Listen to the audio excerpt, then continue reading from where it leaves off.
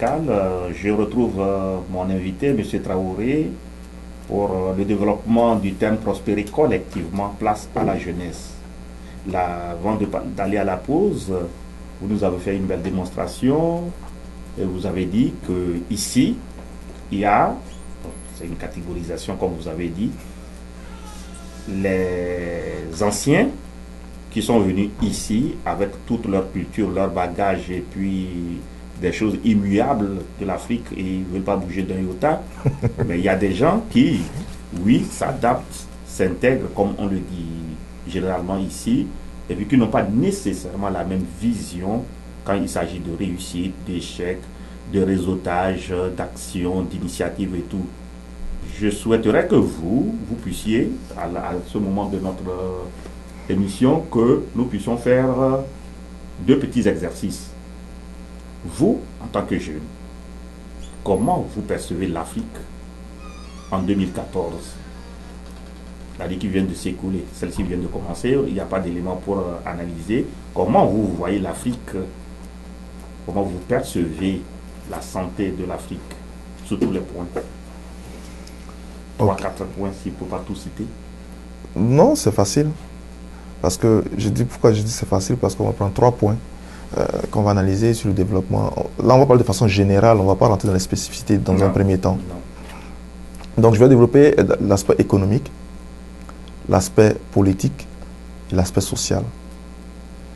Et là, l'aspect économique, je me réfère aux chiffres donnés par la Banque mondiale en ce qui concerne la croissance de façon globale des économies africaines, elles se portent bien. Je pense que on a l'un des meilleurs taux de croissance en ce moment du point de vue économique. Mais les chiffres valent ce qu'elles... Oui, les chiffres valent ce qu'elles valent. Mais je vous donne déjà un indice du point de vue économique. Du point de vue politique, est-ce qu'on a avancé en 2014? Peut-être un peu. Peut-être un peu parce qu'il y a des pays qui font la fierté de l'Afrique en termes de démocratie. Il y en a aussi qui sont à la traîne et qui pensent qu'on se retrouve encore aux années 70, aux années 80 où une seule personne est capable de dicter à tout un peuple sa volonté. Et ces personnes s'appellent des leaders, mais ce ne sont pas en réalité des leaders parce que le leader ne décide pas à la place des autres. Mais c'est plutôt un catalyseur des expériences, un catalyseur des motivations, un catalyseur des espoirs, des personnes qu'il est censé représenter. Donc du point de vue politique, il n'y a pas eu beaucoup d'avancées. Du point de vue social, est-ce qu'il y a eu des avancées? Je pense que pas vraiment. Pas vraiment parce que aujourd'hui, je lisais un article qui disait que la majorité des Africains vivent avec moins de 2 euros par jour. Personnes qui souffrent. Oui, okay, si, ce sont des chiffres qui sont donnés par les institutions internationales. Mais ce que je vais te dire, c'est quoi? C'est parce que nous avons accusé un retard dans la mise en place d'un certain nombre de processus structurels qui vont soutenir notre croissance. Oui, depuis quand? Vous avez les années des années 60-80 avec les programmes d'ajustement structurel? Depuis 1960. Oui, avec ces histoires de FMI Banque mondiale qui nous ont injecté cette histoire de programme d'ajustement structurel, ça n'a absolument rien donné. Mais pourquoi ça n'a rien donné? C'est pourquoi eux, ils reviennent aujourd'hui. Pourquoi je vais les croire aujourd'hui? Aujourd'hui, on parle de PPTE, on parle même plus de... Oui, mais ça, c'est une honte aussi, là. PPTE, là, pour dire que, ah, maintenant, j'ai eu le manteau, ça veut dire que c'est moi le plus pauvre. Non. Il ne faut pas forcément voir ça comme ça. C'est comme ça que c'est défini PPTE, pays pauvre, très endetté. Oui, mais le PPTE conduit un processus de désendettement des pays africains. Je vais t'expliquer le processus du PPTE parce que ça, c'est un débat, je vais dire, qui est très important. Le PPTE, c'est quoi? Lorsque vous avez une dette, par exemple, je donne un exemple de 500 millions de dollars que vous devez à un pays comme un pays X. Il vous dit, j'annule votre dette de 500 millions de dollars. Mais en réalité, qu'est-ce qu'il vous demande? Il vous n'annule rien. En réalité, c'est ça. Parce qu'il vous dit quoi? L'argent que vous deviez me rembourser chaque mois pour rembourser cette dette-là, je vous demande de la transformer en projet. Et ces projets-là, vous allez embaucher, vous allez prendre des entreprises de chez moi. On va sortir de notre thème. Bon, oui, justement. Donc, on va sortir de notre thème parce que ce débat, bon, bien sûr que c'est un retard. La question de l'Afrique, c'est moi qui ai provoqué ça, pourquoi on parle de l'Afrique. Mais là encore, vous m'amenez des terrains sur lesquels je crois que les grandes institutions internationales sont là à nous endormir avec tous ces programmes-là. Parce que de toutes les façons, cet argent, quand ils disent qu'ils ont envoyé l'argent pour vous aider, ils n'ont rien envoyé.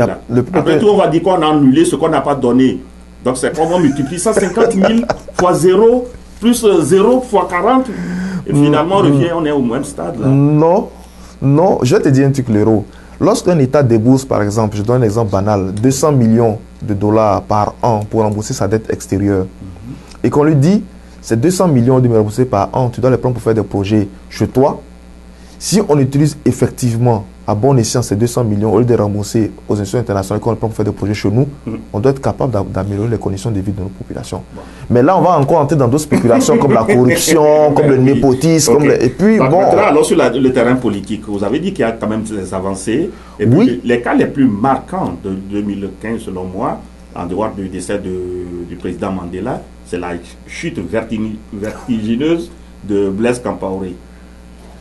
Alors là, qu'est-ce que, selon vous, moi j'ai reçu ici à l'antenne le président de la communauté burkinabé ici, ben, il m'a fait une belle démonstration concrètement sur le terrain.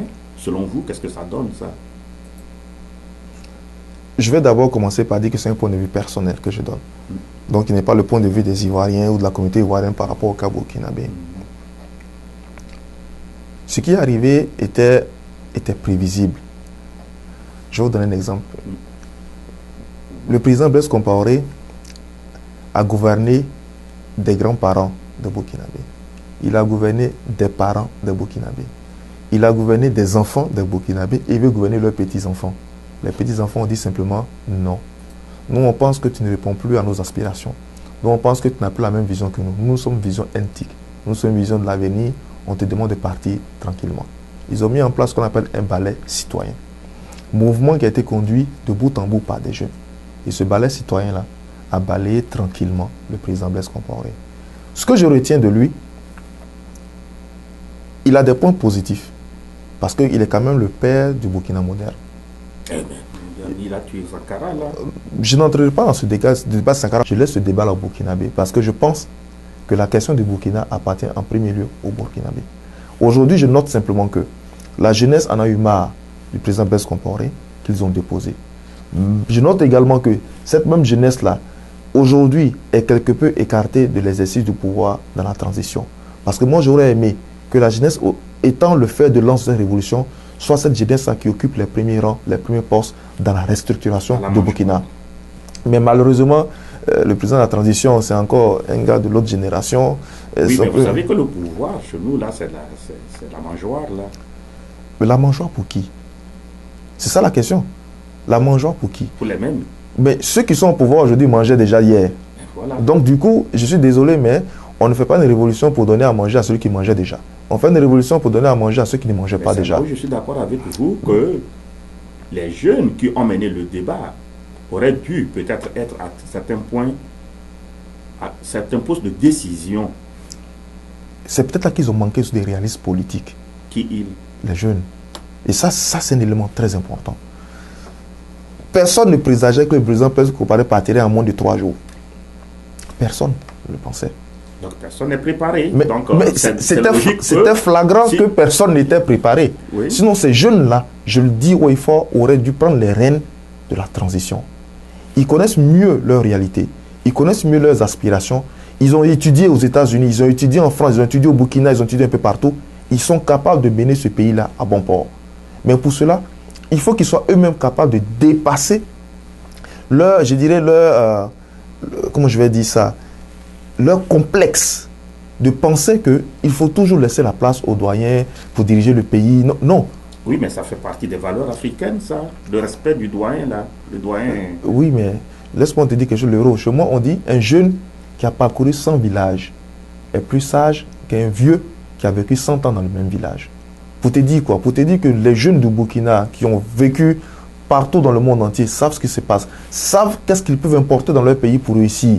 Et ceux-là, c'est eux qui auraient dû prendre les rênes de ce pays-là. C'est eux qui auraient dû prendre les rênes de la transition. Et je suis convaincu que s'ils l'avaient fait, s'ils avaient développé une stratégie pour occuper ce pouvoir d'État-là. Mais ils passaient peut-être aussi leur temps à regarder YouTube et puis être sur Facebook. Je pense qu'ils ont manqué de leadership réel. Parce que les jeunes qui ont mené le ballet citoyen et autres ont beaucoup plus été des harangueurs de foule avec un discours sankariste, avec un discours anti-impérialiste. Mais en réalité, ils ne portaient pas un projet véritable, avec un processus institutionnel. Est-ce que vous voulez dire qu'on risque d'être un peu déçu? Mon point de vue personnel, ils vont être très déçus. Ils vont être très déçus parce que on ne refait pas du nouveau avec une vieille équipe. On fait du nouveau avec du nouveau matériel. Ils vont être très déçus et ils vont se rendre compte très vite. J'ai un ami qui a posté, un bandit burkinabé qui a posté par exemple sur sa page Facebook, il mangeait un plat et il dit, ah, avec la tradition, on dit l'argent ne circule pas, donc au moins ce qu'on a, on se contente de ça. Et puis j'ai ri parce que ce monsieur-là était aux premières lignes des affrontements lors des manifestations pour le départ de Blaise Compaoré. Et déjà, il commence à se rendre compte que véritablement les choses n'ont pas encore changé. Moi, ça me ramène, hein, bon, peut-être que je ne veux pas afficher peut-être mon pessimisme. Moi, je donne des exemples dans les pays où on a crié changement pour acheter, vendre le voleur, pour acheter le sorcier. Mais le printemps arabe est l'exemple le plus palpable. Mais voilà, la Libye, ça ne s'est pas modifié. Bah. Rien du tout. Pourtant, c'est les jeunes. Oui. La Tunisie, ce n'est pas le meilleur endroit au monde là actuellement. Je donne souvent l'exemple de la Somalie qui a complètement disparu de la carte. Mais l'euro, c'est pour ça justement alors, que le rôle de la jeunesse... On vit dans un milieu de contradiction totale là. Oui et non. Mais...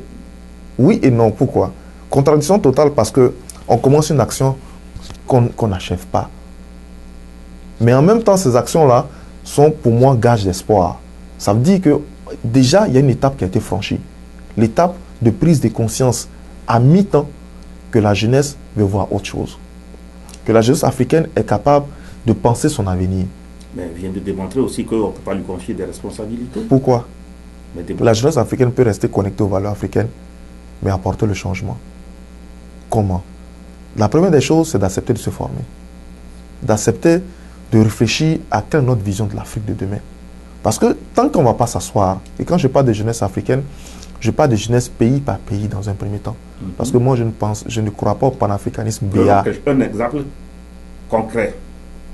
Je vous donne un exemple. Vous êtes ivoirien. Je suis ivoirien. Quel est votre... je ne dis pas de faire non, une politique, là, non, mais je ne connais pas votre parcours, mais je dis, prenons des exemples concrets. Oui, mais je suis capable de... on va prendre des exemples peut-être neutres d'un pays. Oui, mais justement, l'exemple de la Côte d'Ivoire est un bon exemple. Parce que l'exemple de la Côte d'Ivoire, aujourd'hui, nous nous retrouvons à la fin d'une génération. La génération du président actuel qui, je pense, après 2020, ne peut plus exercer le pouvoir. Mais on ne va pas attendre d'arriver à 2020 avant de commencer à réfléchir à sa succession. Et quand je parle de succession, je parle de changement véritable. Rupture nette et positive avec les anciennes méthodes pour adopter... Une évolution, ça? Non, ce n'est pas une évolution. Ah, okay. C'est une évolution. Et comment il faut le faire? Il faut que des jeunes Ivoiriens de l'étranger et de la Côte d'Ivoire se mettent ensemble, sans parti pris, sans prise en compte de l'ethnie, sans prise en compte de la religion, qu'ils se disent quel projet politique, économique et social pouvons-nous bâtir pour notre pays. Parce que moi je le dis et je le pense, les partis politiques en Côte d'Ivoire ont échoué. Il faut de nouveaux acteurs. Et ces acteurs-là, s'ils s'asseyent, ils ont encore 5 ans, qu'ils travaillent sur des volets économiques, politiques et sociaux de la Côte d'Ivoire, qu'ils ont un projet bien bâti, qu'ils mobilisent des ressources de bonne volonté et qu'ils arrivent en Côte d'Ivoire, qu'ils essaient de former, conscientiser, améliorer la compréhension de la jeunesse actuelle sur les questions politiques, nous sommes capables d'apporter le changement à partir de 2020. Mais pour cela, il faut un leader, il faut un visionnaire, il faut un coordonnateur. Et ça, je pense... Mais tu sais, les Africains, tout le monde veut être chef là. Tout le monde... On a reçu le doyen Bara ici, qui nous a dit qu'il y a un symptôme ici à Montréal. Tout le monde veut être chef. Tout le monde veut être chef. On veut créer une organisation panafricaine ou quoi, des Africains à Montréal.